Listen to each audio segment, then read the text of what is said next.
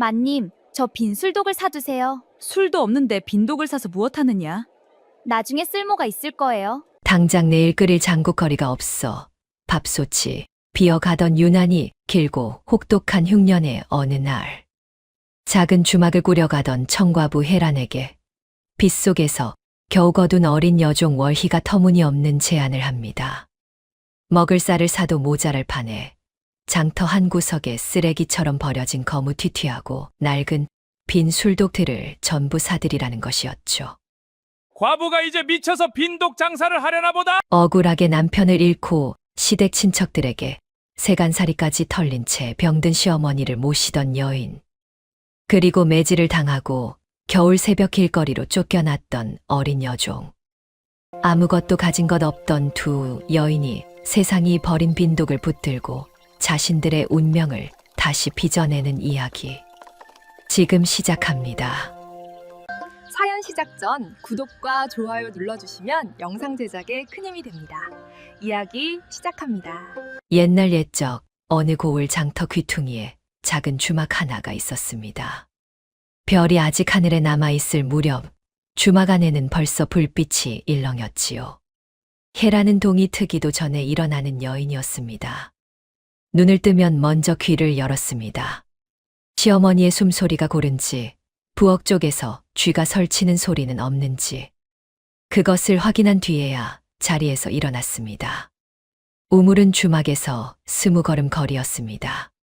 새벽 찬 공기 속에서 두레박을 내리면 물소리가 유독 크게 울렸지요. 해라는 물동이를 머리에 이고 돌아오면서 하늘을 한번 올려다보았습니다. 별이 하나씩 지워지고 있었습니다. 서두르지 않으면 장꾼들이 몰려들기 전에 장국을 끓일 수 없었지요. 부엌에 불을 지피면 연기가 먼저 눈을 찔렀습니다. 해라는 눈물이 나도 손을 멈추지 않았습니다. 가마솥에 물을 붓고 간밤에 우려둔 멸치 국물을 보태고 물을 숭덩숭덩 썰어 넣었습니다. 국물이 끓기 시작하면 비로소 어깨에서 힘이 조금 빠졌지요. 남편이 살아있을 때는 달랐습니다. 해란이 부엌을 맡으면 남편은 술독을 돌보았고, 해란이 손님을 받으면 남편은 뒤에서 그릇을 날랐습니다. 둘이 나누어 하던 일을 이제는 혼자 하고 있었지요. 남편이 세상을 뜨던 날 밤, 시댁 친척들은 이튿날 아침부터 세간을 들고 나갔습니다. 장롱도 녹그릇도 남편이 아끼던 술독 2개도 그렇게 사라졌습니다. 해라는 막지 않았습니다. 병든 시어머니를 데리고 이 주막 하나만 지킬 수 있다면 그것으로 충분하다고 생각했으니까요.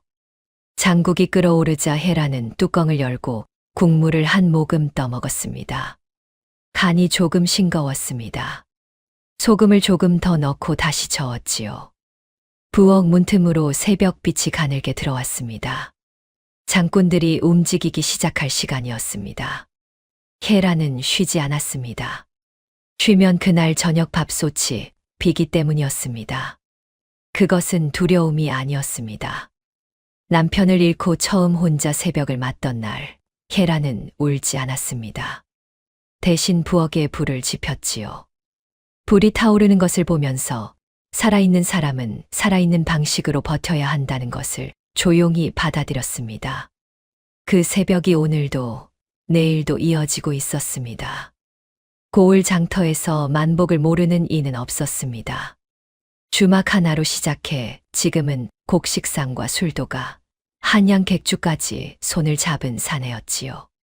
장터 물줄기가 어디서 흘러 어디로 빠지는지 만복은 손바닥 들여다보듯 알고 있었습니다. 어느 햇살값이 오를지, 어느 도가에서 누룩이 나올지 그 정보가 장터를 돌기 전에 먼저 만복의 귀에 닿았습니다.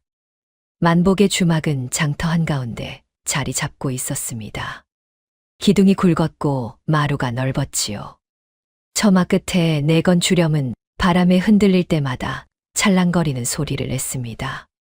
손님들은 그 소리를 들으며 자연스럽게 발길을 멈추었지요. 안으로 들어서면 술 익는 냄새와 고깃국 냄새가 뒤섞여 코를 찔렀습니다. 만복은 그 냄새가 돈 냄새라고 생각했습니다. 그러나 만복에게도 겉으로 드러나지 않는 사정이 있었지요. 젊은 날 한양 객주에게 빚을 내어 주막을 일으켰고 지금도 그 빚을 갚아가는 처지였습니다. 장부를 들여다보다 새벽을 맞는 날이 한두 번이 아니었지요. 겉으로는 장터 제일의 주막 주인이었으나 속으로는 빚쟁이의 눈치를 보며 사는 사내였습니다. 아들을 먼저 보낸 것도 만복을 조이는 사정 중 하나였습니다. 15에 얻은 아들이었는데 20도 안 되어 역병으로 세상을 떠났지요. 만복은 그 뒤로 제삿날 외에는 아들 이야기를 입 밖에 내지 않았습니다. 주막은 그 아이에게 물려주려고 일으킨 것이었는데 이제는 그저 빚을 갚기 위해 굴리는 수레가 되어 버렸으니까요. 처음 손을 더럽힌 것은 살아남기 위해서였습니다. 혜란이 쌀을 사러 나서면 곡식상에 미리말을 넣어 값을 올렸고 누룩을 구하러 다니면 먼저 사들여 물량을 막았지요. 한 번 그렇게 하고 나니 두 번째는 더 쉬웠습니다.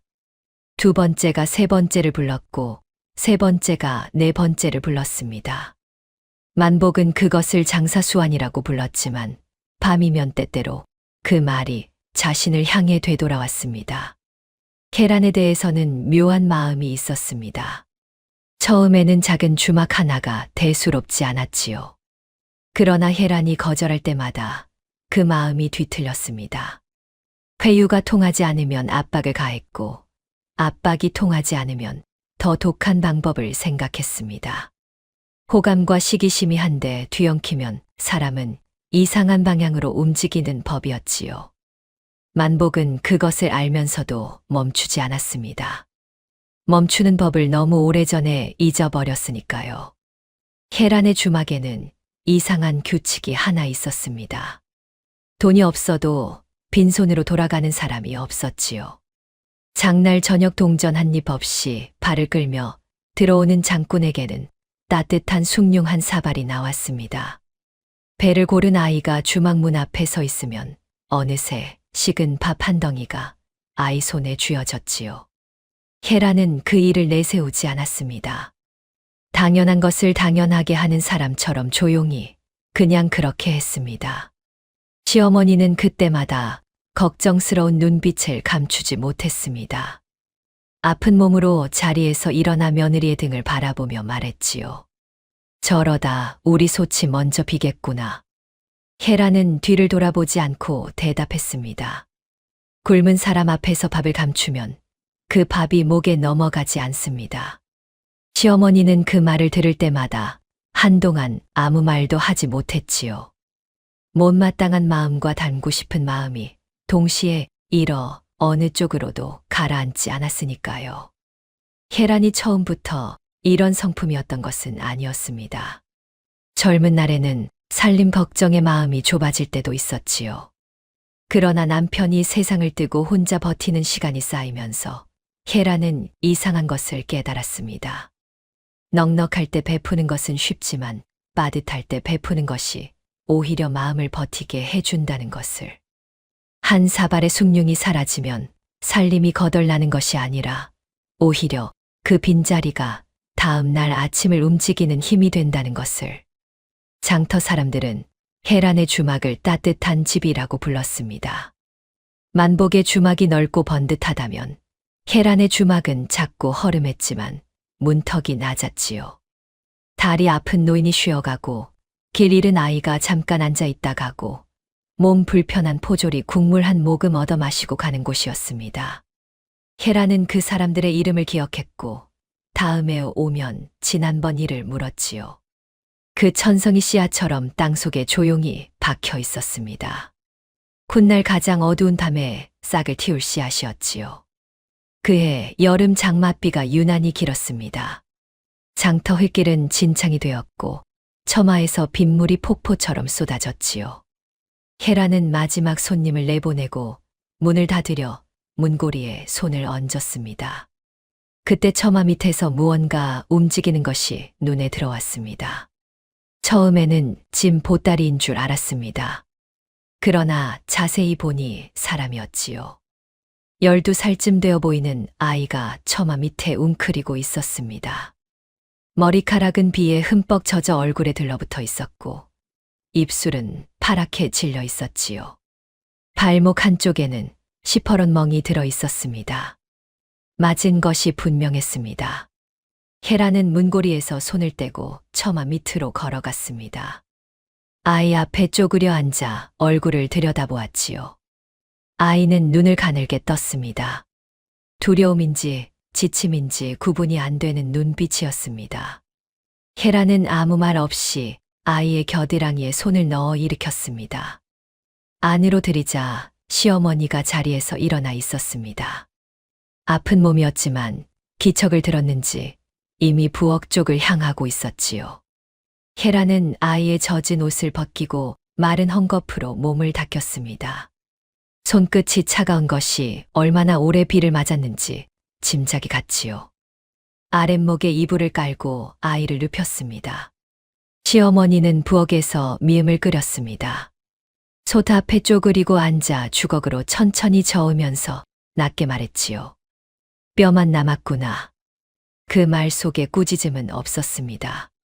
오랜 삶을 살아온 사람이 또 다른 고단한 삶을 알아보는 눈빛이 담겨 있었지요. 헤라는 미음 그릇을 받아 아이 입에 조금씩 떠 넣었습니다. 처음에는 삼키지 못하고 흘렸지만 2숟가락쯤 넘기고 나서야 아이의 목이 조금 움직였지요. 헤라는 서두르지 않았습니다. 한 숟가락씩 천천히. 아이가 다시 눈을 감자 헤라는 그릇을 내려놓고 아이의 발목멍 위에 젖은 헝겊을 얹었습니다. 이름도 몰랐고 어디서 왔는지도 몰랐지요. 그러나 그것을 알아야만 사람을 거두는 것은 아니었습니다. 빗소리가 지붕을 두드리는 소리만 조용히 방 안을 채웠습니다. 며칠이 지났습니다. 아이의 얼굴에 핏기가 조금씩 돌아왔지요. 헤라는 그동안 묻지 않았습니다. 밥을 먹이고 상처를 씻기고 낡은 옷을 기워 입혔습니다. 아이가 준비될 때까지 기다리는 것이 헤란의 방식이었지요. 열흘쯤 지난 어느 저녁 아이가 처음으로 입을 열었습니다. 밥상을 물리고 난 뒤였습니다. 아이는 무릎 위에 손을 올려놓고 잠시 손등을 내려다보다가 조용히 말했지요. 월이라고 합니다. 헤라는 고개를 끄덕였습니다. 더 묻지 않았지요. 그러나 월이는 거기서 멈추지 않았습니다. 한 번 입이 열리자 막혀 있던 것들이 조금씩 흘러나오기 시작했습니다. 월희는 큰 술도가에서 4해를 일한 여종이었습니다. 처음 2해는 물 깃고 장작 패는 일이었지요. 새벽부터 밤까지 쉬는 시간이 없었고 밥은 항상 남은 것을 먹었습니다. 그래도 버틸 수 있었던 것은 술도가 창고 구석이 따뜻했기 때문이었지요. 발효 중인 술독들이 내뿜는 온기가 겨울밤을 견디게 해주었습니다. 술 빚는 일을 맡게 된 것은 3번째 해부터였습니다. 술도가 주인 마누라가 어느 날 월이의 손을 들여다보더니 말했지요. 손이 야무지구나. 내일부터 술밥을 안 쳐봐라. 그것이 시작이었습니다. 쌀 씻는 법, 누룩 고르는 법, 독 숨 쉬게 하는 법, 술밥 온도 재는 법을 하나씩 몸으로 익혔지요. 누가 가르쳐준 것이 아니었습니다. 보고, 만지고, 냄새를 맡으면서 손끝이 먼저 기억하는 방식이었습니다. 오래된 빈 술독의 비밀을 알게 된 것은 창고 청소를 하면서였습니다. 술도가 창고 깊숙한 곳에는 수십 년 된 빈 술독들이 줄지어 있었지요. 주인은 그것들을 그냥 두었습니다. 팔지도 버리지도 않았습니다. 어느 날 월희가 그 독 하나의 실수로 새 술밥을 담았는데 며칠 뒤 열어보니 새 독에 담근 것보다 훨씬 깊고 부드러운 향이 올라왔지요. 독 안쪽에 수십 년 동안 스며든 누룩향과 술기운이 새 술을 빠르고 깊게 익힌 것이었습니다. 월희는 그날 이후 빈 술독을 달리 보게 되었지요. 그러나 술도가 주인은 모진 사람이었습니다. 어느 겨울 병든 노비 하나가 술밥을 먹지 못하고 쓰러지자 월희가 술밥 한 줌을 떠다 주었지요. 그것이 주인의 눈에 띄었습니다. 주인은 매질을 했고 이튿날 아침 문 밖으로 쫓아냈습니다. 겨울 새벽이었습니다. 월희는 어머니가 남긴 놀이개 하나만 품에 쥐고 길을 나섰지요. 발목을 삔 것은 빗속에서 길을 잃고 넘어지면서였습니다. 월희의 이야기가 끝났습니다. 방 안에 잠시 침묵이 흘렀지요. 헤라는 아무 말도 하지 않았습니다. 대신 조용히 월희의 밥그릇을 들어 밥을 더 얹었습니다. 수북하게. 월희는 그 밥그릇을 내려다보다가 고개를 숙였습니다. 숙인 고개가 한동안 올라오지 않았지요. 장날이었습니다. 헤라는 이른 아침부터 광주리를 들고 장터로 나섰습니다. 쌀과 누룩을 사야 했지요. 흉년 기미는 아직 없었지만 요즘 들어 쌀값이 조금씩 오르는 것이 마음에 걸렸습니다. 아무래도 만복이 뒤에서 손을 쓰는 것 같았지만 증거가 없었지요. 월희는 혜란의 뒤를 따라 장터로 나왔습니다. 몸이 회복된 뒤로는 혜란 곁에서 자잘한 일을 거들었습니다. 시키지 않아도 부엌 아궁이에 불을 넣고 그릇을 씻고 마당을 쓸었지요. 말수가 적었지만 손이 쉬는 법이 없었습니다. 장터 한쪽을 지나다 혜란의 발이 멈추었습니다. 만복이 내놓은 낡은 빈 술독들이 쌓여 있었지요. 크고 작은 것들이 뒤섞여 있었는데 만복의 수아가 옆에 앉아 헐값에 팔고 있었습니다. 혜란은 흘끗 보고 발길을 돌리려 했습니다. 그때 월희가 혜란의 소매를 가볍게 붙잡았지요. 마님, 저 술독들을 사두세요. 혜란은 의아한 눈으로 월희를 내려다보았습니다. 술도 없는데 빈독을 사서 무엇하느냐? 월희는 시선을 독 쪽으로 향한 채 조용히 말했지요. 술은 쌀로만 익는 것이 아닙니다. 독이 술을 익히는 법도 있습니다. 혜란은 그 말의 뜻을 선뜻 알아채지 못했습니다. 월희는 조금 더 설명했지요.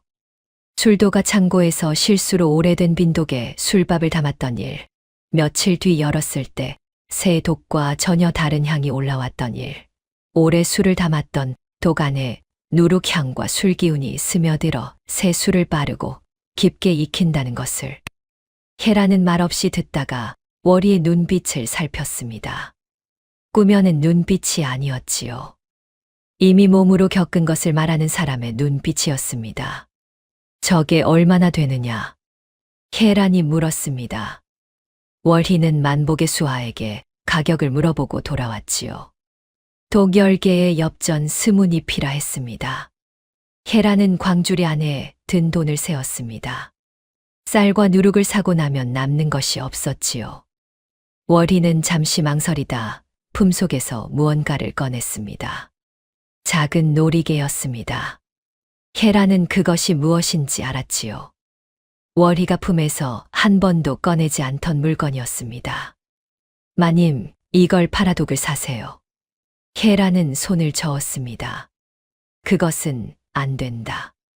월희는 고개를 숙이지 않았습니다. 이 독들이 없으면 술이 나오지 않습니다. 술이 나오지 않으면 주막이 서지 않습니다. 두 사람은 잠시 서로를 바라보았습니다. 장터의 소란이 먼 곳에서 들리는 것처럼 느껴졌지요. 혜란은 결국 입을 열었습니다. 빌리는 것이다. 술이 팔리면 반드시 다시 찾아주마. 월희는 그제야 놀이개를 혜란의 손에 얹었습니다. 혜란은 그것을 손에 쥔 채 한동안 내려다보았지요. 가볍디 가벼운 물건이었지만 손 안에서 묵직하게 느껴졌습니다. 술독을 사온 날부터 월희는 분주해졌습니다. 주막 뒤뜰에 독들을 늘어놓고 하나씩 살폈지요. 혜란은 그 옆에 서서 지켜보았습니다. 월희가 독 주둥이에 코를 대고 냄새를 맡는 모습이 술도가에서 보낸 내 해가 이 아이의 몸 안에 어떻게 쌓여 있는지를 말해주는 것 같았지요. 월희는 독을 두드렸습니다. 손가락 2개를 모아 독병 여기저기를 가볍게 두드리며 귀를 기울였지요. 어떤 독은 맑은 소리가 났고 어떤 독은 탁하고 먹먹한 소리가 났습니다. 혜란이 물었습니다. 소리로 무엇을 아느냐? 월희는 독을 두드리던 손을 멈추지 않고 대답했지요. 죽은 독과 산독이 있습니다. 소리가 맑으면 살아있는 것이고 먹먹하면 이미 숨이 막힌 것입니다. 10개의 독 중에서 월이가 쓸만하다고 가려낸 것은 7개였습니다. 나머지 3개는 안쪽에 곰팡이가 슬었거나 금이 가 있었지요. 헤라는 그 3개가 아깝다는 생각이 들었지만 입 밖에 내지 않았습니다. 월희가 그것을 알아보는 눈이 있다면 믿어야 했지요. 독을 깨우는 일이 시작되었습니다. 월희는 먼저 독 안에 물을 부어 하루를 두었습니다. 그런 다음 물을 버리고 볏짚을 태워 연기로 속을 훈증했지요. 연기가 독 안 깊이 스미도록 주둥이를 막았다. 열기를 반복하면서 묵은 냄새를 걷어내고 독의 숨구멍을 열었습니다. 그 과정이 하루에 끝나지 않았습니다. 이틀, 사흘이 걸렸지요. 헤라는 그 과정을 지켜보면서 조용히 물었습니다. 이것을 어찌 배웠느냐? 월희는 짧게 대답했지요. 술도가 창고 청소는 늘 제 몫이었습니다. 그 말이 헤란의 가슴에 조용히 얹혔습니다. 청소를 하면서 배운 것이었습니다. 시켜서 한 일 안에서 스스로 알아낸 것이었지요. 월희는 그 시간이 고단했을 것인데 고단하다는 말은 한마디도 하지 않았습니다. 독을 깨운 뒤에는 묵은 술밥을 조금 넣어 하룻밤을 두었습니다. 독 안에 남아있는 누루 기운을 다시 살리는 과정이었지요. 이튿날 아침 월희는 독 주둥이에 다시 코를 댔습니다. 헤란도 옆에서 따라했지요. 처음과 달리 은은하고 깊은 향이 올라왔습니다. 이제 독이 살아났습니다. 월희가 말했습니다. 헤란은 그 향을 한동안 맡았습니다. 남편이 살아있을 때 주막 뒷뜰에서 나던 냄새와 비슷하다는 생각이 잠깐 스쳤지요.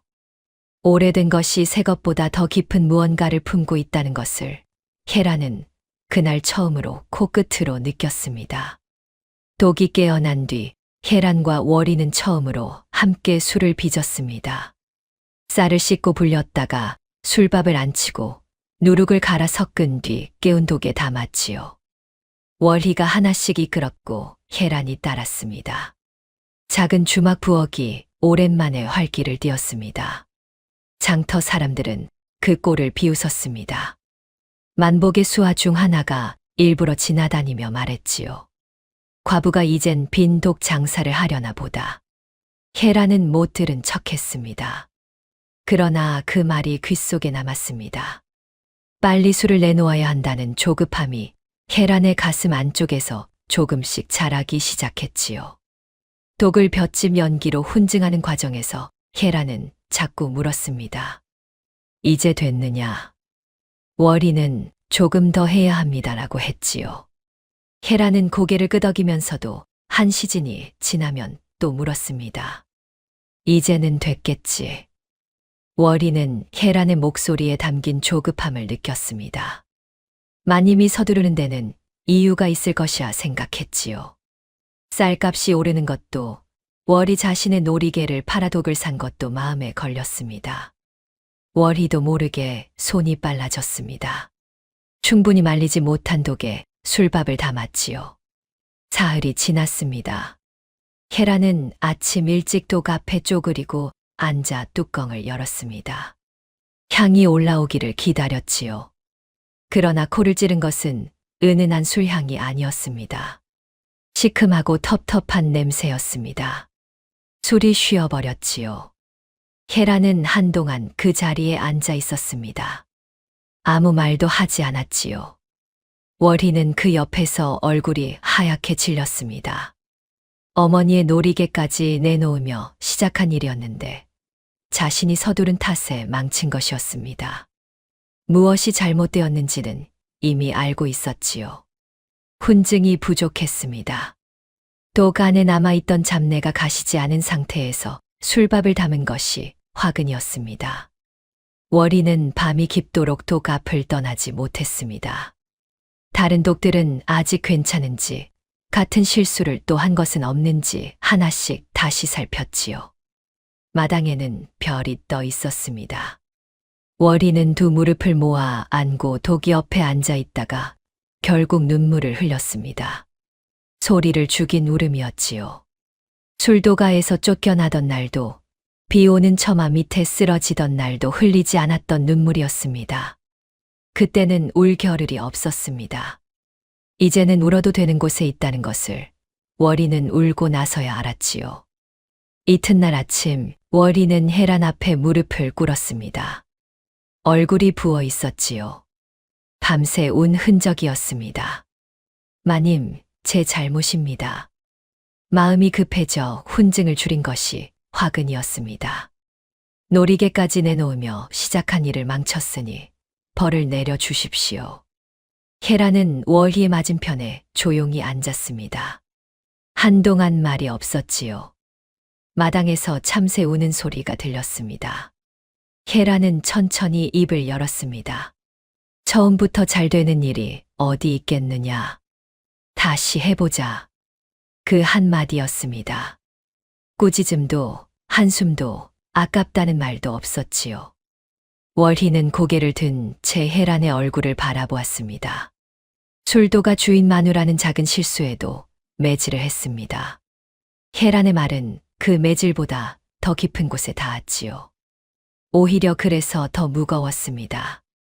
그날 저녁부터 두 사람은 다시 독 앞에 앉았습니다. 이번에는 혜란이 먼저 말했지요. 내가 됐다 할 때까지 기다리겠다. 내가 자꾸 물어보는 것이 내 손을 서두르게 했다. 월희는 고개를 숙였습니다. 아닙니다, 마님. 아니다. 혜란은 짧게 잘랐습니다. 내가 먼저 잘못했다.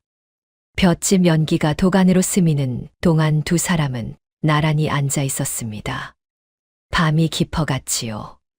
뒷뜰 너머로 달이 떠올랐습니다. 혜란은 두 손을 무릎 위에 얹고 독 쪽을 바라보았고 월희는 주둥이를 막았다. 여는 과정을 천천히 반복했습니다. 부엌 쪽에서 발소리가 났습니다. 시어머니였습니다. 아픈 몸으로 일어나 부엌에서 무언가를 하는 소리가 잠시 들리더니 이내 조용한 발소리가 뒷뜰로 가까워졌지요. 시어머니는 아무 말 없이 따뜻한 숭늉 두 사발을 두 사람 옆에 소리 없이 내려놓았습니다. 그리고 돌아갔지요. 혜란은 숭늉 사발을 들었습니다. 월희도 들었지요. 두 사람은 말없이 한 모금씩 마셨습니다. 달빛이 술독 위로 내려앉았고 볏짚 연기 냄새가 뒷뜰을 조용히 채웠습니다. 시어머니의 그 숭늉 두 사발이 말보다 더 많은 것을 담고 있었지요. 괜찮다는 말, 다시 해보라는 말, 내가 여기 있다는 말이 모두 그 안에 들어 있었습니다. 닷새가 지났습니다. 월희는 그동안 독 곁을 거의 떠나지 않았습니다. 아침 저녁으로 냄새를 맡고 독벽을 두드리고 온도를 손바닥으로 가늠했지요. 혜란은 이번에는 묻지 않았습니다. 약속한 대로 기다렸지요. 여섯째 날 이른 아침 월희가 부엌으로 들어왔습니다. 혜란은 장국을 끓이고 있었지요. 월희는 조용히 말했습니다. 마님, 독을 열어보셔야 할 것 같습니다. 두 사람은 나란히 뒷뜰로 나갔습니다. 월희가 가장 작은 독의 뚜껑을 조심스럽게 들었지요. 혜란은 숨을 참았습니다. 뚜껑이 열리는 순간 냄새가 올라왔습니다. 시큼한 냄새가 아니었지요. 은은하고 깊은 향이었습니다. 거칠지 않고 부드러웠고 어딘가 달큰한 기운이 섞여 있었습니다. 혜란은 나무 국자로 술을 조금 떠서 입에 댔습니다. 독한 기운이 먼저 오지 않았습니다. 부드럽게 혀 위에 얹혔다가 목으로 넘어갔지요. 뒤끝이 맑았습니다. 혜란은 한동안 아무 말도 하지 않았습니다. 입안에 남은 향을 느끼면서 서 있었지요. 이게 정말 우리가 빚은 술이냐? 월희는 그 말을 듣고 처음으로 작게 웃었습니다. 술도가에 있을 때는 웃는 법을 잊고 살았지요. 혜란의 주막에 온 뒤로도 웃은 적이 없었습니다. 그 웃음이 얼굴에 잠깐 머물다 사라졌는데 실패했던 날 밤 독 옆에서 흘렸던 눈물보다 더 깊은 것이 담겨 있었지요. 헤라는 그 웃음을 보면서 한 가지를 깨달았습니다. 술이 있기 위해 기다려야 했던 것처럼 월희도 기다려 주어야 할 아이였다는 것을. 재촉하면 망가지고 내버려 두면 스스로 깊어지는 것이 술독만의 이야기가 아니었지요. 헤라는 그 생각을 입 밖에 내지 않았습니다. 굳이 말할 필요가 없었습니다. 시어머니는 부엌 문 앞에 서서 두 사람을 바라보고 있었습니다. 언제부터 거기 있었는지 알 수 없었지요. 시어머니는 아무 말도 하지 않았습니다. 다만 오래 바라보다가 부엌 안으로 들어가며 말했지요. 아침은 먹어야지. 그것이 시어머니의 축하였습니다. 두 사람은 웃으며 부엌으로 따라 들어갔습니다. 뒤뜰에는 술독이 나란히 서 있었습니다. 아침 햇살이 독 위로 비스듬히 내려앉았지요. 첫 술의 향이 아직 뒤뜰에 조용히 남아 있었습니다. 술이 익었습니다. 그러나 익은 술이 저절로 팔리는 것은 아니었지요. 헤라는 며칠을 망설였습니다. 만복의 주막이 장터 한가운데 버티고 있는데 작은 주막에서 내놓는 술을 누가 사러 오겠느냐는 생각이 들었지요. 이름도 없고 내세울 것도 없고 주막 간판이 낡아 멀리서는 잘 보이지도 않았습니다. 헤라는 마루에 앉아 오래 생각했지요. 그러나 월희가 먼저 입을 열었습니다. 마님, 이제 만복 주막에 눌리지 말고 직접 손님을 부르셔야 합니다. 헤라는 월희를 바라보았습니다. 말수가 적은 아이가 먼저 말을 꺼내는 일이 드물었지요. 어찌하면 되겠느냐? 월희는 조용히 대답했습니다. 먼저 맛을 보여주셔야 합니다. 맛을 본 사람이 다시 찾아오는 법입니다. 단순한 말이었지만 그 안에 술도가에서 내 해를 보낸 아이의 경험이 담겨 있었지요. 술은 설명으로 파는 것이 아니라 혀로 파는 것이었습니다. 다음 장날 헤라는 작은 토기잔들을 광주리에 담아 장터로 나갔습니다. 그리고 지나가는 장꾼들에게 술을 한 잔씩 내밀었지요. 처음에는 손을 젓는 사람이 많았습니다. 공짜라는 말에도 의심부터 하는 이들이 있었지요. 무슨 속셈이냐. 과부가 술을 빚어봤자 맛이 제대로 나겠어. 그런 말이 들려도 헤라는 표정을 바꾸지 않았습니다. 잔을 거두지도 않았지요. 다음 사람에게 다시 내밀었습니다. 처음으로 잔을 받아든 이는 장터 끝에서 나무를 팔던 노인이었습니다. 손이 굳어 있었고 허리가 굽어 있었지요. 헤란이 내미는 잔을 한참 바라보다가 천천히 받아들었습니다. 한 모금 넘기고 나서 잠시 멈추더니 다시 한 모금을 마셨지요. 그리고 말했습니다. 독하지 않은데 속이 따뜻하다.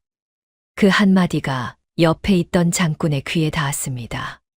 한 사람이 잔을 받더니 또 한 사람이 받았지요. 광주리에 담아 온 잔이 하나씩 줄었습니다. 사람들의 말이 달랐습니다. 뒤끝이 맑구먼. 쓴맛이 없어. 어디서 난 술이오? 헤라는 주막 위치를 알려주었지요. 목소리가 작아서 잘 들리지 않는 경우도 있었습니다. 그래도 헤라는 다시 말했지요.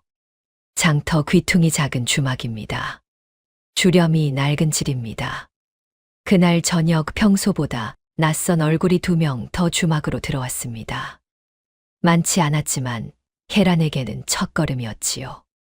두 사람이 한 사람을 더 데려오고 그 한 사람이 또 한 사람에게 말하면 씨앗 하나가 나무가 되는 것이었습니다. 며칠이 지나자 조금씩 소문이 돌았습니다. 장날마다 헤란이 잔을 돌렸고 한 번 맛을 본 사람은 다음 장날에 직접 주막으로 찾아왔지요. 장꾼들 사이에서 말이 오갔습니다. 만복 주막술보다 뒤끝이 낫다더라.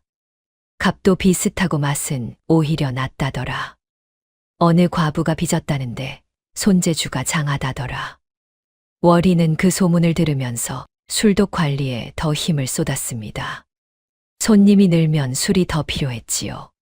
독 하나가 차면 다음 독에 술밥을 안 쳤습니다. 빚는 양을 늘리면서도 급하게 하지 않았지요. 지난번 실패가 몸에 새겨진 덕분이었습니다.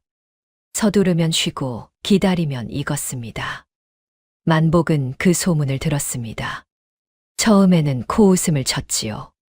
과부가 빚은 술이 제 주막을 넘볼 수 있겠느냐고.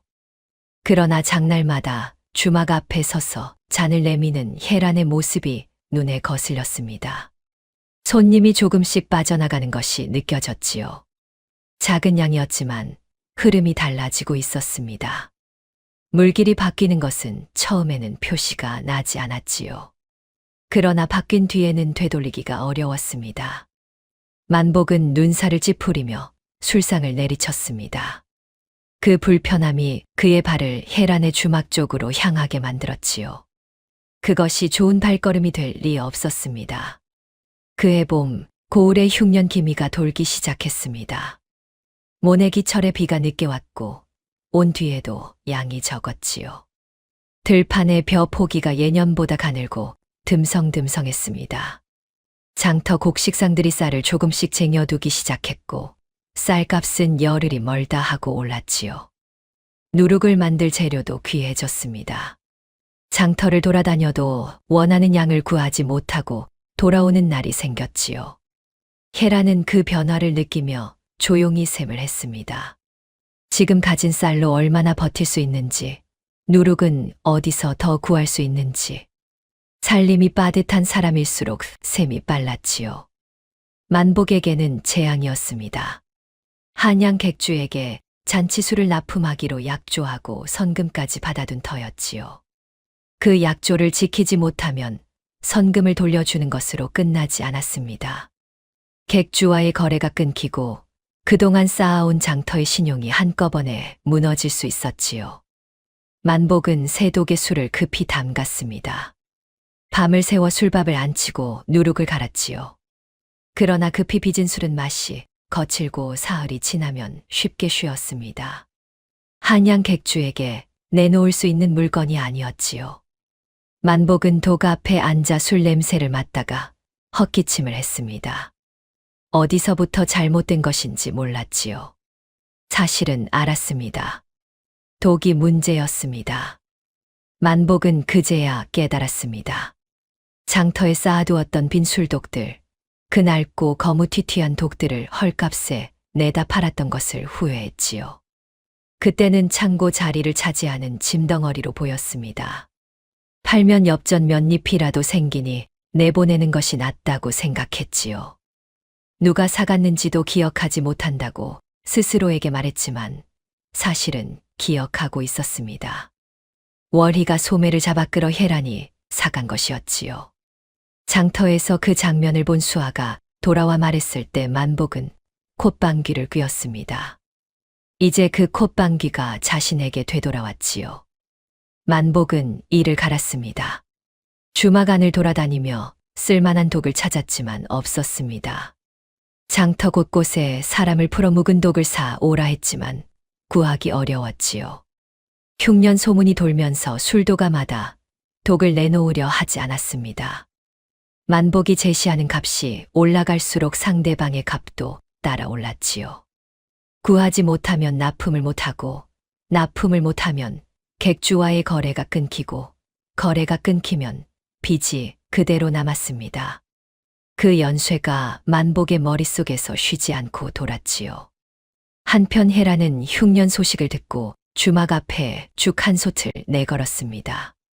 쌀이 귀해지는 때에 죽을 내거는 것이 살림에 보탬이 될 리 없었지요.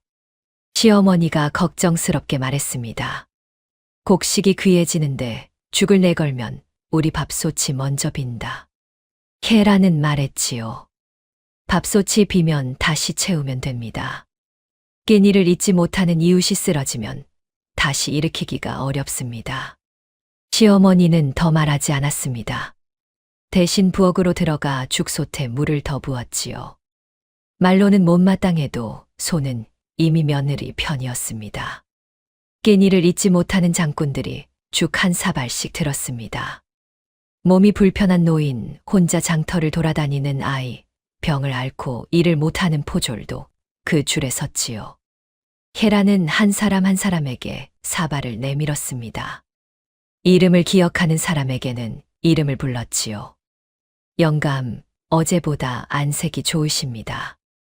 아이야, 뜨거우니 후후 불어서 먹거라.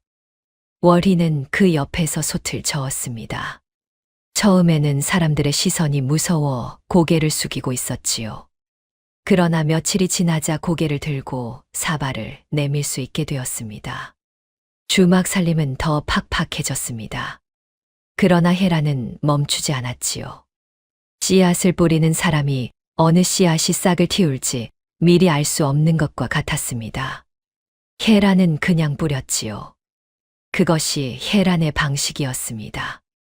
만복이 헤란의 주막을 찾아온 것은 해가 뉘엿뉘엿 질 무렵이었습니다. 혼자였지요. 평소에는 수하 한두 명을 데리고 다니는 사람이었는데 그날은 홀몸으로 들어왔습니다. 그것이 헤란의 눈에 먼저 띄었지요. 혼자 온다는 것은 공식적인 방문이 아니라는 뜻이었습니다. 헤란은 행주를 손에 쥔 채 만복이 마루에 오르는 것을 지켜보았지요. 만복은 마루에 올라앉으며 말했습니다. 헤란아, 나 좀 봐라. 헤란은 행주로 손을 닦으며 마루 끝에 섰습니다. 무슨 일이십니까? 만복은 잠시 마당을 내려다보다가 입을 열었지요. 나도 사정이 딱하다. 흉년의 빚쟁이를 등에 업고 있으니 어찌 버티겠느냐. 내 술독을 잠깐만 빌려다오. 잔치만 끝나면 후이 갚아주마. 헤라는 만복의 눈을 보았습니다. 그 눈에 두려움이 담겨 있었지요. 꾸며낸 눈빛이 아니었습니다. 장터 제일의 주막 주인이라는 껍질 아래 빚을 진 사내가 살아남으려고 버티고 있는 눈빛이었지요. 헤란의 마음이 잠깐 흔들렸습니다. 두려움을 가진 사람이 나쁜 사람인 것은 아니었습니다. 두려움은 누구에게나 있었지요. 헤란 자신도 새벽마다 솥이 빌까봐 두렵고 시어머니 기침 소리에 가슴이 내려앉는 사람이었으니까요. 만복은 말을 이었습니다. 젊은 날 내가 자네한테 잘못한 것이 있다면 이번 기회에 사과하겠다. 쌀값 올린 것도 누룩 막은 것도 내가 한 짓이다. 그러나 지금은 정말 어렵다. 그 말이 예상 밖이었지요. 만복이 잘못을 인정한 적이 없었습니다. 헤라는 만복의 얼굴을 다시 바라보았지요. 이 사람이 진심으로 하는 말인지 아니면 지금 이 순간을 넘기기 위해 하는 말인지 알 수 없었습니다. 그러나 어느 쪽이든 헤란이 줄 수 있는 것과 줄 수 없는 것은 정해져 있었지요. 월희는 부엌 문 안쪽에서 그 모습을 듣고 있었습니다. 소리를 내지 않았지요. 그러나 헤란의 시선이 흔들리는 것을 느끼고 조용히 부엌 문을 열고 나왔습니다. 헤란의 옆에 조용히 섰지요. 아무 말도 하지 않았습니다. 다만 그 자리에 있었지요. 그 자리에 있는 것이 말이었습니다. 우리가 함께 시작한 것이라는 말, 우리가 함께 지켜야 하는 것이라는 말이 그 자리에 담겨 있었지요. 헤란은 고개를 저었습니다. 이번 술은 제가 직접 올리겠습니다. 만복의 얼굴에서 딱한 빛이 천천히 가셨지요. 그 자리에 냉기가 들어찼습니다. 과부 혼자 장터에서 버틸 수 있을 것 같으냐? 목소리가 낮아졌습니다. 처음 들어올 때의 목소리와 달랐지요. 사과를 하던 사람의 목소리가 아니었습니다. 헤라는 흔들리지 않았습니다. 버텨봐야 알겠지요. 짧은 말이었지만 그 안에 오래 버텨온 사람의 무게가 담겨 있었지요. 만복은 잠시 헤란을 바라보다가 자리에서 일어났습니다. 마루에서 내려서면서 한 번 뒤를 돌아보았지요. 그 눈빛에는 여러 가지가 섞여 있었습니다. 분함도 있었고 어딘가 쓸쓸한 빛도 있었지요. 무언가를 잃었다는 것을 아는 사람의 눈빛이기도 했습니다. 발소리가 멀어졌습니다. 월희가 조용히 말했지요. 잘하셨습니다, 마님. 헤라는 대답하지 않았습니다. 흔들렸던 마음이 아직 완전히 가라앉지 않은 탓이었지요. 만복이 마당을 나서는 것을 끝까지 지켜보았습니다. 두려움 하나가 사람을 어디로 끌고 가는지, 그리고 그 끝이 어디인지를 헤라는 가만히 생각했지요. 저녁 어스름이 마당을 조용히 덮었습니다. 고을의 소식이 퍼졌습니다. 새로 부임한 사또를 맞이하는 큰 잔치가 관아에서 열린다는 것이었지요. 고을 어른들과 장터 상인들이 두루 초대받았고 잔치상에 오를 음식과 술을 각 주막에서 납품받는다는 말도 돌았습니다. 장터가 들썩였지요. 관아 잔치에 술을 납품한다는 것은 장터에서 이름을 올리는 일이었습니다. 한 번 납품하면 다음에도 부름을 받았고 다음 납품이 또 다른 거래로 이어졌지요. 만복은 이미 관아 아전에게 손을 써두었습니다. 잔치 술 납품은 자신이 맡겠다고 큰 소리를 쳐두었지요. 한양 객주와의 약조도 있고 관아와 연을 이어두는 것이 장터에서 주막을 굴리는데 든든한 버팀목이 된다는 것을 만복은 잘 알고 있었습니다. 그러나 내놓을 술이 없었지요. 급히 빚은 것들은 맛이 없었고 제대로 된 독이 없으니 짧은 시간에 좋은 술을 낼 방법이 없었습니다. 아전을 붙잡고 기한을 늦추어 달라고 했지만 아전은 고개를 저었지요. 잔칫날은 이미 정해진 것이었습니다. 혜란의 술독을 반드시 손에 넣어야 했습니다. 회유가 통하지 않았으니 다른 방법을 써야 했지요. 살 수 없으면 빼앗으면 그만이라고 만복은 스스로에게 말했습니다. 그 말이 입안에서 맴돌 때 쓴맛이 났지요. 그러나 그 쓴맛을 삼켰습니다. 살아남는 것이 먼저였습니다. 그 결심을 굳히는 밤, 만복은 방 안에 홀로 오래 앉아 있었습니다. 제사상이 아직 치워지지 않았지요. 아들의 제삿날이었습니다. 상 위에 놓인 술 한 잔이 반쯤 남아 있었습니다. 만복은 그 잔을 들어 한 모금 마셨지요. 차가운 술이 목을 타고 내려갔습니다. 급히 빚어 맛이 거친 술이었지요. 잔을 내려놓으며 쓴 웃음이 났습니다. 처음 주막을 열던 날이 생각났습니다. 돌도 안 된 아들을 등에 업고 기둥을 세웠지요. 이 집이 내 것이라고, 내가 크면 이 마루에서 손님을 맞으라고 말했습니다. 아들은 아무것도 모른 채 등에서 잠들어 있었지요.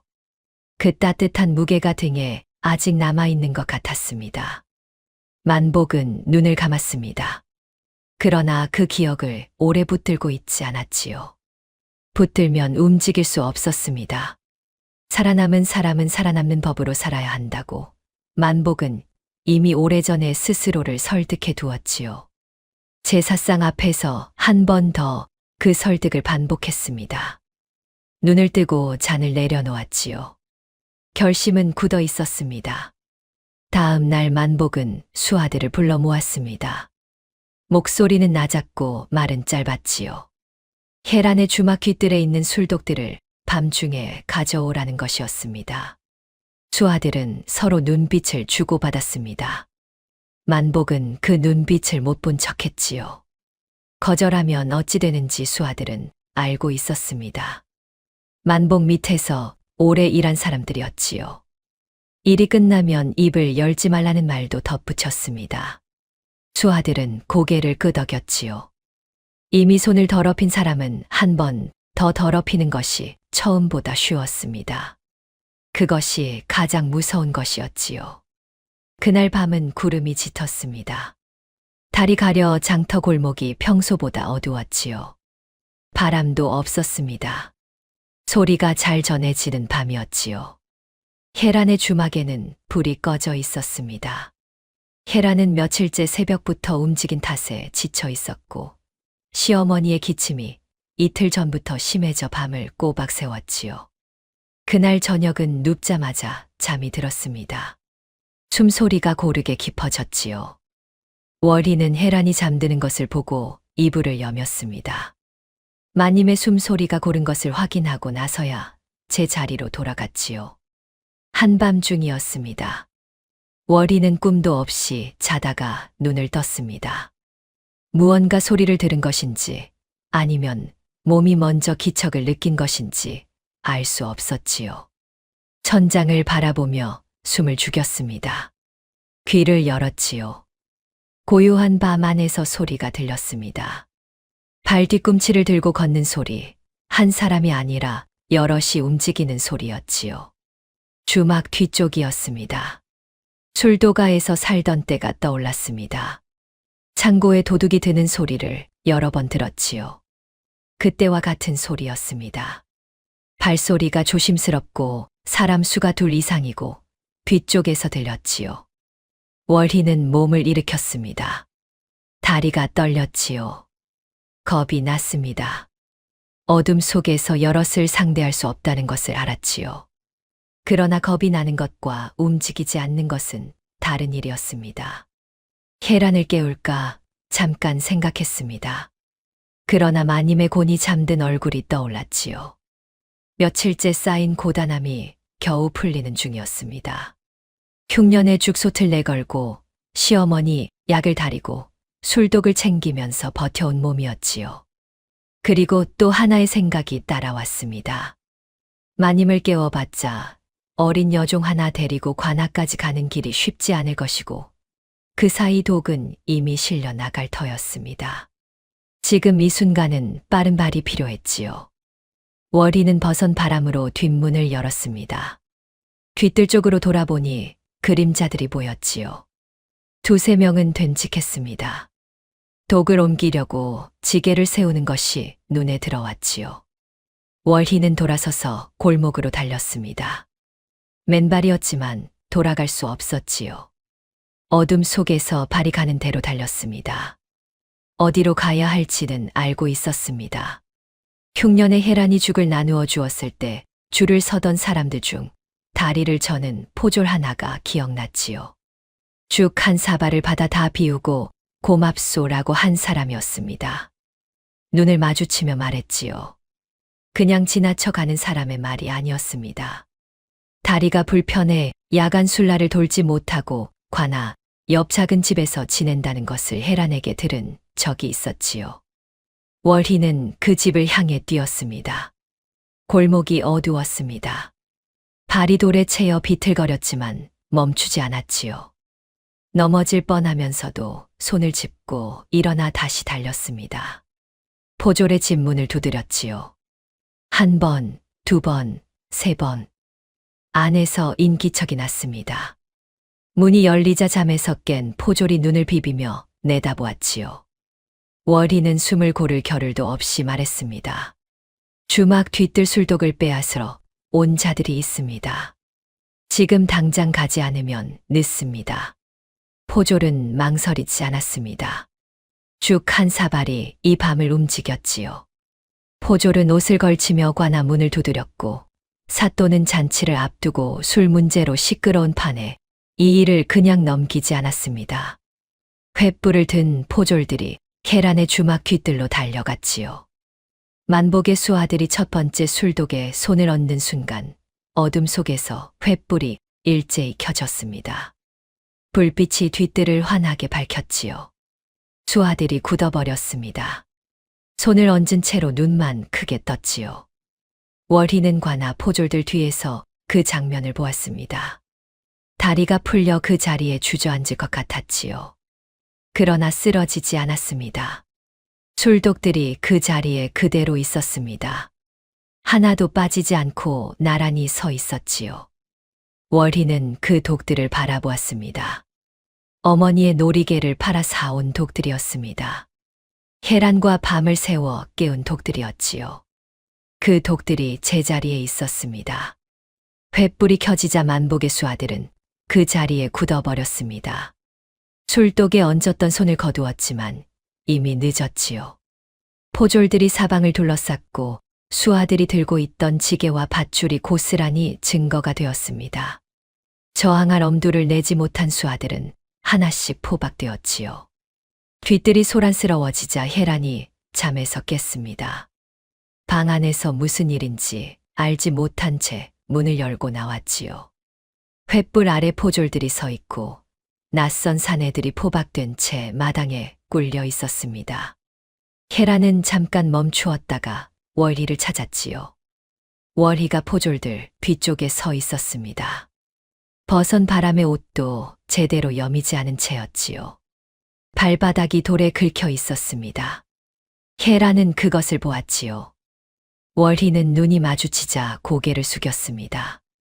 잘못한 것이 없는데도 고개를 숙이는 것이 이 아이의 버릇이었지요. 헤라는 아무 말 없이 월희의 어깨에 손을 얹었습니다. 월희의 어깨가 그 손 아래에서 한 번 떨렸지요. 만복은 이튿날 아침 관아로 불려갔습니다. 처음에는 변명했지요.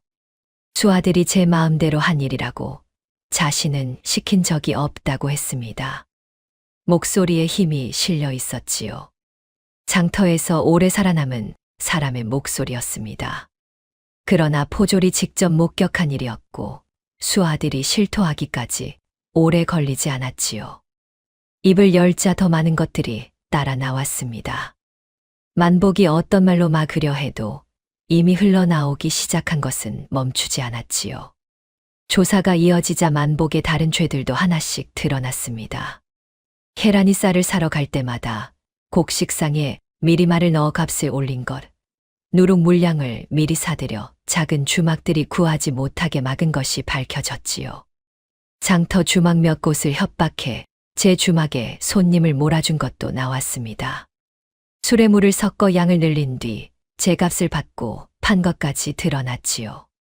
하나씩 드러날 때마다 관아 마당에 서 있던 장터 사람들 사이에서 낮은 탄성이 새어 나왔습니다. 그동안 알면서도 말하지 못했던 사람들, 만복이 두려워 모른 척 해왔던 사람들이 그제야 고개를 들었지요. 사또는 만복에게 벌을 내렸습니다. 부당하게 모은 재산 일부를 몰수하고 장터에서의 거래를 일정 기간 금하는 명을 내렸지요. 만복은 포졸들에게 이끌려 관아 마당을 나섰습니다. 기둥처럼 굵었던 어깨가 그날은 달라 보였지요. 걸음이 무거웠고 시선이 아래를 향했습니다. 끌려가면서 한 번 뒤를 돌아보았지요. 그 눈빛이 헤란에게 닿았습니다. 분노가 있었습니다. 그러나 그것만이 아니었지요. 무너진 빛이 있었습니다. 오래 버텨온 것이 한꺼번에 허물어진 사람의 눈빛이었지요. 헤란은 그 눈빛을 외면하지 않았습니다. 처음부터 나쁜 사람이 아니었다는 것을, 두려움 하나가 사람을 이 자리까지 끌고 왔다는 것을 헤란은 알고 있었지요. 아들을 잃고 빚을 지고 살아남으려고 버둥거리다 여기까지 온 것이었습니다. 그 길이 어디서부터 잘못되었는지는 만복 자신이 가장 잘 알 것이었지요. 그러나 안다는 것이 막아주지는 못했습니다. 그것이 가장 안타까운 일이었지요. 헤라는 오래 그 자리에 서 있었습니다. 만복의 뒷모습이 관아 문을 나서 사라질 때까지였지요. 잔칫날 아침부터 관아는 분주했습니다. 마당에 멍석이 깔리고 처마에 등이 달렸지요. 음식을 실은 지게꾼들이 관아 문을 들락거렸습니다. 나무를 다듬는 손, 떡을 안치는 손, 고깃국을 저으는 손들이 마당 곳곳에서 바삐 움직였지요. 고을 잔치가 오래간만이었습니다. 사람들의 얼굴에 들뜬 기색이 있었지요. 그러나 아전들의 얼굴은 굳어 있었습니다. 술 문제 때문이었지요. 만복이 납품하기로 했던 술이 모두 쉬어버렸습니다. 급히 빚은 것들은 냄새부터 달랐고 잔치상에 올릴 수 있는 것이 하나도 없었지요. 아전들이 장터 주막들을 돌았지만 단번에 내놓을 만한 술이 없었습니다. 흉년의 쌀이 귀해진 탓에 술을 넉넉히 빚어둔 곳이 없었지요. 아전들이 주막 문을 두드릴 때마다 주막 주인들은 고개를 저었습니다. 잔칫날이 술 없이 지나가게 생겼다는 말이 돌자 관아 안에 무거운 공기가 내려앉았지요. 그때 관아 문 앞에 수레 하나가 들어섰습니다. 헤란이었습니다. 월희와 함께 술독 여러 개를 실은 수레를 직접 끌고 왔지요. 두 사람의 이마에 땀이 맺혀 있었습니다. 주막에서 관아까지 술독을 실은 수레를 끌고 오는 것이 쉬운 일이 아니었지요. 월희가 뒤에서 밀었고 헤란이 앞에서 당겼습니다. 돌부리에 수레바퀴가 걸릴 때마다 두 사람이 힘을 모아 넘겼지요. 뒤따라 들어오는 두 사람을 보고 마당에 있던 사람들이 조용해졌습니다. 만복 사건을 모두 알고 있는 고을 사람들이었지요. 과부와 어린 여종이 술독을 싣고 관아 마당에 들어서는 것을 아무도 예상하지 못했습니다. 웅성거리는 소리가 잠깐 잃었다가 가라앉았지요. 아전이 다가왔습니다. 납품 약조도 없는데 어찌 왔소? 헤라는 고개를 숙이지 않고 대답했습니다. 잔치에 술이 없다는 소문을 들었습니다. 맛을 보시고 올릴만 하면 올리시고 아니면 돌려보내십시오. 아전은 잠시 망설이다 사또에게 여쭈러 들어갔지요. 마당에 잠시 침묵이 흘렀습니다. 헤라는 술의 손잡이를 잡은 채 서 있었지요. 월희는 그 옆에 섰습니다. 두 사람 모두 표정을 바꾸지 않았지요. 사또가 직접 마당으로 나왔습니다. 헤란과 월희 앞에 섰지요. 월희가 작은 잔에 술을 따라 두 손으로 올렸습니다. 사또는 잔을 들어 향을 먼저 맡았습니다. 눈이 조금 달라졌지요. 한 모금 마셨습니다. 잠시 침묵이 흘렀습니다. 마당 전체가 그 침묵 안에 있었지요. 그리고 사또가 말했습니다. 독하지 않은데 깊구나. 그 한마디가 마당에 퍼지자 고을 어른들이 앞다투어 잔을 받아왔습니다. 뒤끝이 맑고 속이 편하다. 이게 어느 주막 술이오. 이런 술은 처음이오. 술렁임이 달라졌지요. 조금 전까지의 술렁임이 걱정이었다면 지금의 술렁임은 놀라움이었습니다. 잔이 오가고 또 오갔지요. 계란과 월희가 가져온 술독이 하나씩 열렸습니다. 사또는 헤란을 바라보며 말했습니다. 과부의 손끝에서 고을 잔치가 살았구나. 헤란은 고개를 숙였습니다. 칭찬을 받는 것이 익숙지 않은 사람처럼 어깨가 조금 굳었지요. 그러나 옆에 선 월희의 손을 꼭 쥐었습니다. 월희는 손이 잡히는 것을 느끼고 고개를 들었지요. 헤란은 월희를 바라보며 조용히 말했습니다. 이 아이가 없었으면 이 술도 없었습니다. 사또는 월희를 바라보았지요. 월희는 눈을 피하지 않았습니다. 처음으로 누군가 앞에서 눈을 피하지 않았지요. 잔칫날 햇살이 두 사람 위로 내려앉았습니다. 술독에서 오른 향이 관아 마당을 조용히 채웠지요. 흉년 중에 이웃에게 죽을 나누어 주던 그 손으로 빚은 술이었습니다. 월희가 어머니의 놀이개를 내놓으며 시작한 술이었지요. 비 오는 처마 밑에서 거두어진 아이와 새벽마다 혼자 불을 지피던 여인이 함께 만들어낸 것이었습니다. 그 시작이 이 자리까지 흘러온 것이었지요. 잔치가 끝나고 며칠이 지났습니다. 관아에서 술값을 받은 날, 헤라는 그 돈을 손에 쥐고 잠깐 내려다보았지요. 어디에 먼저 써야 할지는 이미 정해져 있었습니다. 시어머니 약값, 쌀, 누룩, 다음 술을 빚을 재료들. 셈을 하다 보면 늘 남는 것이 없었지요. 그러나 이번에는 달랐습니다. 헤라는 그 돈 중에서 일부를 따로 떼어 품에 넣었지요. 이른 아침 헤라는 홀로 장터로 나섰습니다. 월희에게는 주막을 부탁하고 나왔지요. 가는 곳은 장터 끝에 있는 전당포였습니다. 좁은 골목 안쪽에 자리 잡은 곳이었지요. 헤라는 전당포 문을 밀고 들어갔습니다. 낡은 물건들이 선반 위에 가득했고 묵은 냄새가 코를 찔렀지요. 전당포 주인이 고개를 들었습니다. 헤라는 단도직입으로 말했지요. 얼마 전 이곳에 놀이개 하나가 들어왔을 것입니다. 붉은 실에 작은 옥이 달린 것인데 어디 있습니까? 전당포 주인은 장부를 뒤적이다가 고개를 저었습니다. 그 물건은 이미 팔려 나갔소. 헤라는 그 자리에서 한동안 말이 없었지요.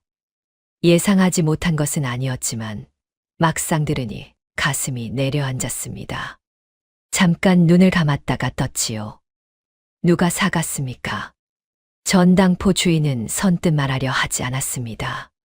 그런 것을 함부로 말하는 것이 아니라는 눈빛이었지요. 헤라는 조용히 말했습니다. 그 놀이개 임자가 어린아이입니다. 죽은 어미가 남긴 유일한 물건이지요. 팔 수밖에 없었던 사정이 있었고 이제 되찾아 주려고 왔습니다.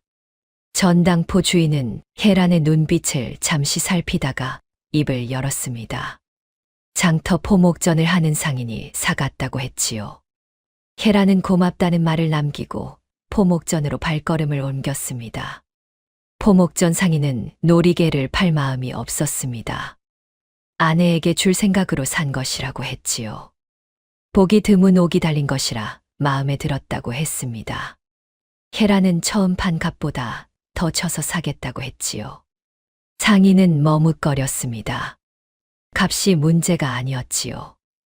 이미 아내에게 줄 것으로 점 찍어두었으니까요. 헤라는 다시 말했습니다. 그 놀이개를 품에 안고 혼자 여러 밤을 버텨온 아이입니다. 술도가에서 쫓겨나 길 위를 떠돌다가 비 오는 처마 밑에 쓰러진 아이였지요. 그 아이 손에 돌아가야 할 물건입니다. 상인은 헤란의 얼굴을 한동안 들여다보았습니다. 아내에게 선물할 놀이개 하나를 아까워하는 것이 갑자기 부끄러워졌지요. 상인은 천천히 안쪽으로 들어갔다가 놀이개를 들고 나왔습니다. 값은 받지 않겠소.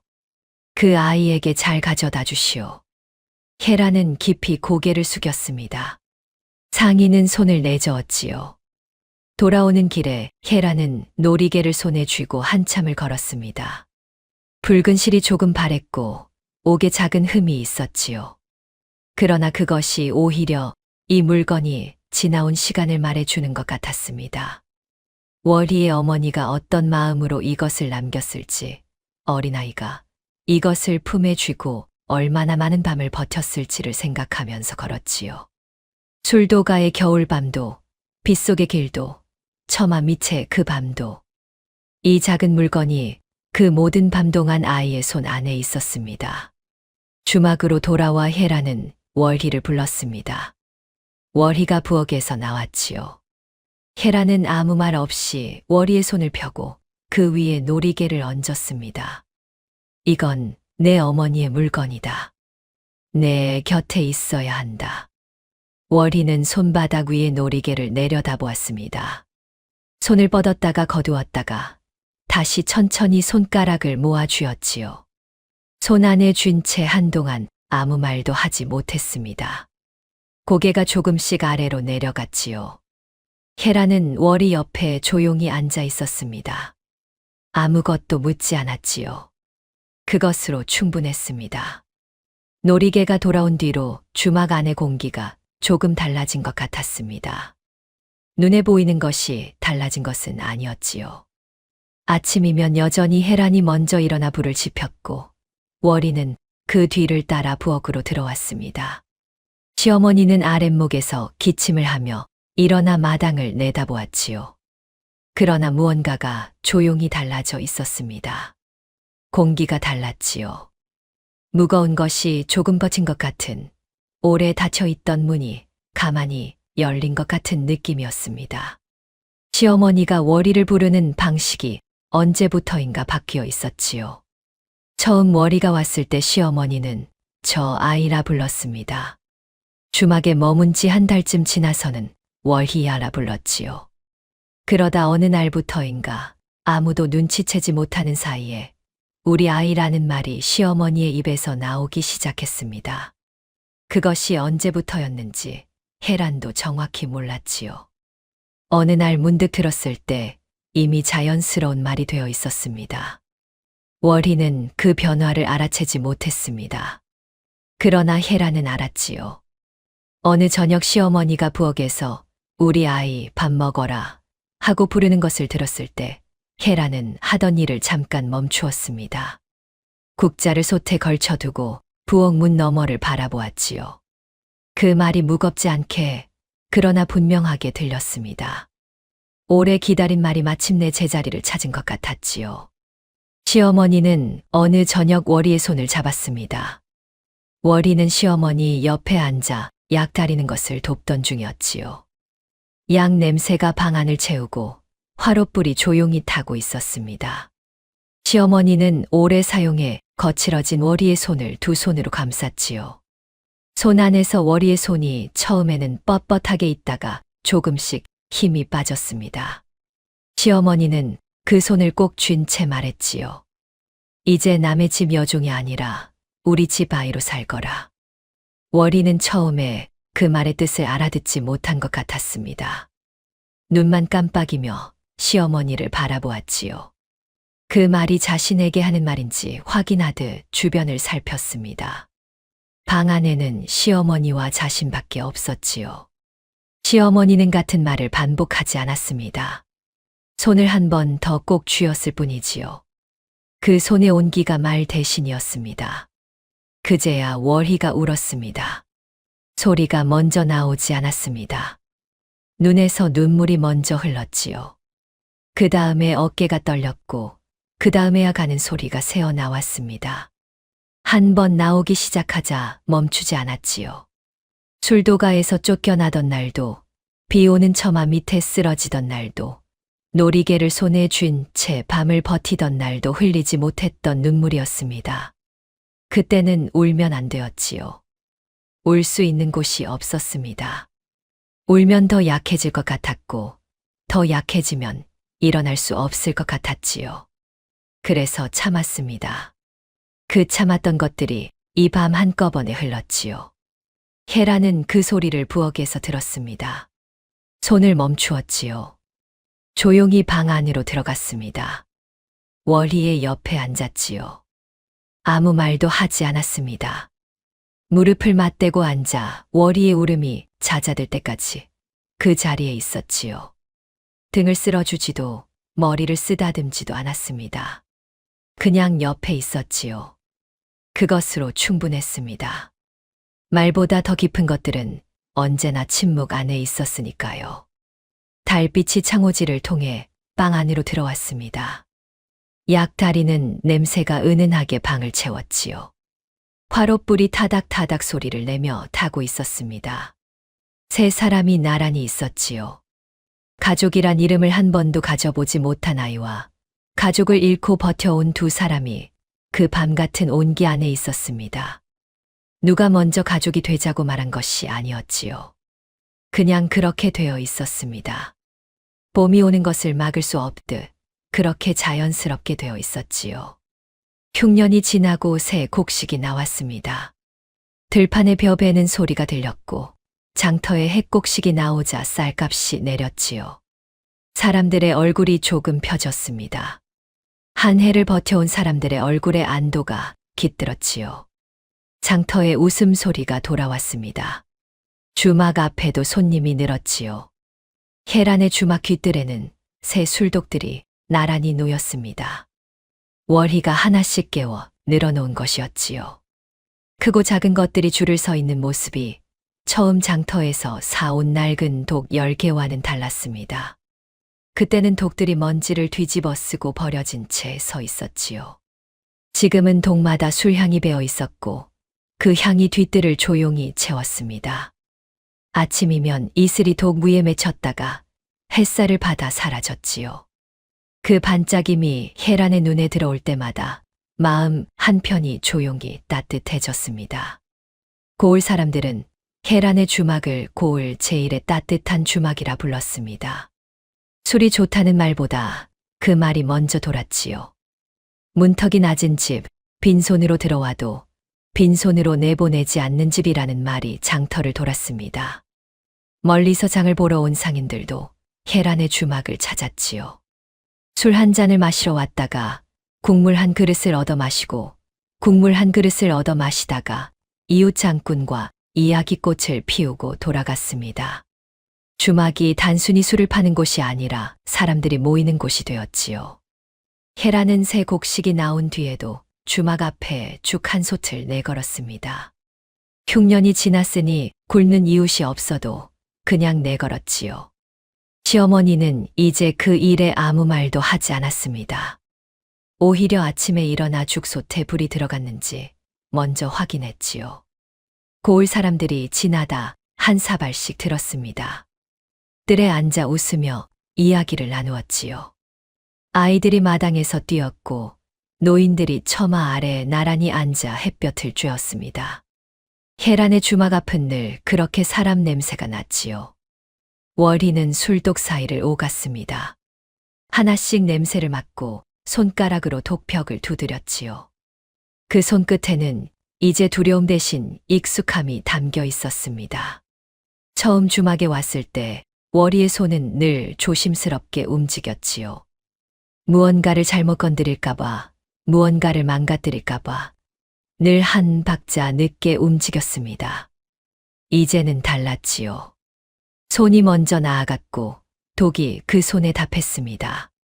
어미의 놀이개는 월희의 옷 안쪽에 다시 자리를 잡았지요. 손을 뻗으면 닿는 곳에 있었습니다. 그것이 월희에게 가장 안심이 되는 것이었지요. 사또가 혜란의 주막을 찾아온 것은 잔치가 끝나고 한 달이 지났을 무렵이었습니다. 수화 없이 홀몸으로 왔지요. 마당에 앉아 술 한 잔을 받아 마시고 뒤뜰을 둘러보다가 물었습니다. 어찌하여 빈독에서 좋은 술이 나오? 혜란은 잠시 생각했습니다. 술독들이 나란히 서 있는 뒤뜰을 바라보다가 입을 열었지요. 비어 있어도 쌓인 것이 있는 독이라 그 향이 새 술을 익히는 것 같습니다. 사또는 고개를 끄덕였습니다. 그 말의 뜻이 술독만을 이르는 것이 아님을 알아챘는지 잠시 혜란을 바라보다가 잔을 들었지요. 혜란은 그 말이 술독만의 이야기가 아님을 알았습니다. 오래 비워진 것처럼 보여도 그 안에 쌓인 것이 있는 사람, 새 술을 담으면 깊고 부드럽게 익히는 독처럼 사람도 그렇게 서로를 익혀가는 것이라는 것을. 월희가 그랬고 혜란 자신이 그랬지요. 그리고 만복도 그랬습니다. 다만 그 안에 쌓인 것이 무엇이냐에 따라 술맛이 달라지는 것이었지요. 월희는 마당 한편에서 술독을 닦고 있었습니다. 혜란의 시선을 느꼈는지 고개를 들었지요. 두 사람의 눈이 잠깐 마주쳤습니다. 월희가 작게 웃었지요. 혜란도 웃었습니다. 마당에 햇살이 넉넉하게 내려앉아 있었지요. 처마 밑 제비가 날아들었다가 다시 날았습니다. 바람이 술독 사이를 지나며 깊은 향을 실어왔지요. 다음 영상을 빠르게 만나보시려면 좋아요와 구독을 눌러주세요. 그럼 더 재미있는 영상으로 찾아뵙겠습니다. 모두 행복한 하루 보내세요.